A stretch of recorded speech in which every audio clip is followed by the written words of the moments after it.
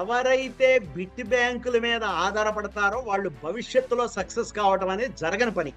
ఈ bit bank సంస్కృతి అనేటువంటిది 1975, 78 మధ్య ఆ రోజుల్లో యూనివర్సిటీ వాళ్ళు యూజీసీ వాడు బిగ్ బ్యాంక్ అనేటువంటి ఒక ప్రతి సబ్జెక్టులో కూడా వెలువరించారన్నమాట.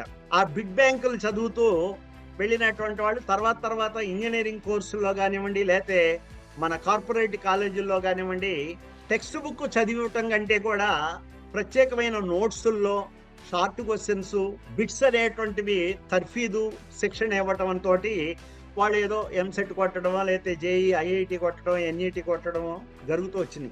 కష్టపడి చదవటం, ఇష్టపడి చదవటం అన్నది కాదు, ఒక సంకల్పంతో చదవటం అనేది అవసరం. ఆ సంకల్పానికి కావలసిన సామర్థ్యం ఏంటంటే కేవలం మైండ్ మ్యాపింగ్ అనేటువంటి, మైండ్ ట్యూనింగ్ అనేటువంటి, మన లక్ష్యానికి అనుగుణమైనటువంటి ఒక కాంప్రహెన్సివ్ అండర్స్టాండింగ్ తోటి చదవటం అనేది మనం అలవాటు చేసుకోవాలి.